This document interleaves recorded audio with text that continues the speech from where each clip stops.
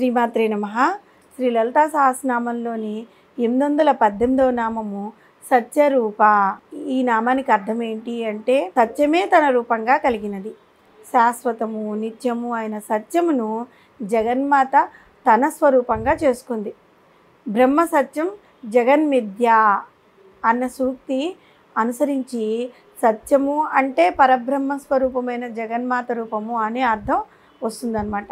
విత్తనంలో చెట్టు ఇమిడి ఉంది కదా, ఈ సృష్టి అంతా ప్రకృతిలో ఇమిడి ఉంది కదా. సృష్టిలో వస్తూ పోతూ ఉండే అశాశ్వతమే శాశ్వతము అన్న సత్యమైన విషయంలో ఆ జగన్మాత రూపాన్ని మనం తెలియగొనాలి. సృష్టిలో వస్తూ పోతూ ఉండే అశాశ్వతమే శాశ్వతము అన్న సత్యమైన విషయాలే ఆ జగన్మాత యొక్క రూపము. భూత భవిష్యత్ వర్తమానములైన 3 కాలాల్లోనూ ఒకే తీరుగా ఎటువంటి మార్పు లేకుండా ఉండేదే సత్యం. ఆ విధంగా సర్వకాల సర్వావస్థల్లో ఎటువంటి మార్పులకు లోను కాని సత్యస్వరూపము పరమేశ్వరి. భగవద్గీతలోని 17వ అధ్యాయమైన శ్రద్ధాత్రయ విభాగంలోని 23వ శ్లోకంలో గీతాచార్యుడైన శ్రీకృష్ణ భగవానుడు ఏ విధంగా వివరించాడు అంటే, ఓం తత్ సత్ అనే 3 పదములు బ్రహ్మవాచకములు. అందులో మొదటిగా ఉన్నది సత్. ఈ సత్ అనే శబ్దానికి స్త్రీలింగ రూపము సతీ. పరదేవత లలిత అమ్మవారు సతీ అని పిలువబడుతూ ఉన్నారు. ఇంకా ఆవిడ పరబ్రహ్మ స్వరూపము. తైత్తిరీయోపనిషత్తు సత్యం జ్ఞానమనంతం బ్రహ్మ అని పలికింది. అంటే సత్యము జ్ఞానము అనంతము ఈ 3 కూడా పరబ్రహ్మ స్వరూపం యొక్క ప్రధానమైన లక్షణాలు. వీటిలో మొదటిదైన సత్యమే బ్రహ్మము, సత్యరూపమే ఆ పరమేశ్వరి.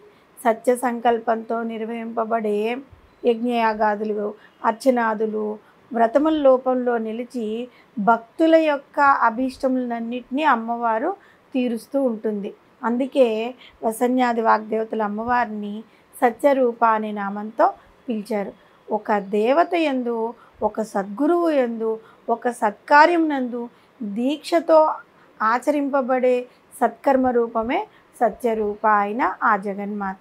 వీటన్నిటిలో సత్సంకల్పము పరదేవత లలితాంబకి యొక్క సర్వాంతర్యామితత్వము, దీనివల్ల సత్యము రూపము కలిగి ఉంటుంది అని మనం గ్రహించాలి. ముందుగా చెప్పుకున్నట్లుగా త్రికాలాబాధ్యమైన స్థితి కలిగింది కనుక అమ్మవారు సత్యరూప అని పిలువబడుతోంది. కాళత్రయాబాధ్యమైన బ్రహ్మరూపం కలిగింది అవడం వల్ల పరమేశ్వరి సత్యరూప అయింది. మిగిలిన దేవతలందరూ ఏదో ఒక ప్రదేశంలో మాత్రమే ఉండగలుగుతారు. కానీ జగన్మాత ఆ విధంగా కాకుండా మనకి తెలిసినట్టి తెలియనట్టి ఈ సర్వ పదార్థ సముదాయం అన్నిట్లోనూ కాలంతో సంబంధం లేకుండా ఉండే సత్యమైనదిగా బ్రహ్మముఖ రూపము ఆత్మస్వరూపిణి అవడం వల్ల సత్యరూప అనే నామంతో వ్యవహరింపబడుతూ ఉంది. సత్యము అసత్యము ఈ వాక్కులు విరుద్ధ రూపములు కలిగినవి. ఒకప్పుడు సత్యవాక్కునకు మరొకప్పుడు అసత్యవాక్కునకు స్పర్ధ కలిగి సత్యమును సోముడు అనగా సా ఉమ అంటే శివుడు పార్వతితో కూడిన పరమేశ్వరుడు రక్షిస్తూ ఉన్నాడనమాట. అసత్యమును అతడు నాశనము చేయును అని బ్రహ్మవచనాలు పలికాయి.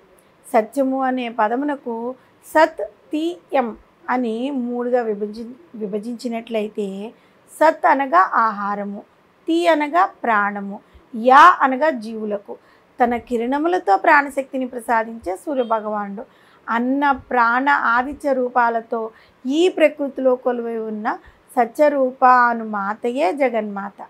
బ్రహ్మ సత్యం జగన్మిథ్య అనే సూక్తిని అనుసరించి శాశ్వతము నిత్యము అయిన సత్యమును జగన్మాత తన స్వరూపంగా చేసుకున్నదై భూత భవిష్యత్ వర్తమానములైన 3 కాలాల్లో ఒకే తీరుగా ఎటువంటి మార్పు లేకుండా ఉండు సత్యస్వరూపమైన జగన్మాతను మనందరం అనునిత్యము శ్రద్ధాభక్తులతో సత్యరూప అనే నామంతో స్మరిస్తూ ఉన్నట్లయితే, మనం ఈ నామంలో చెప్పుకున్నట్లుగా ముందు నామంలో కూడా చెప్పుకున్నాం సత్యవ్రత అనే నామంలో, ఆ సత్యవ్రతమును మనం ఆచరించినప్పుడు సత్యరూప అయిన అమ్మవారు మనల్ని అనుగ్రహిస్తుంది.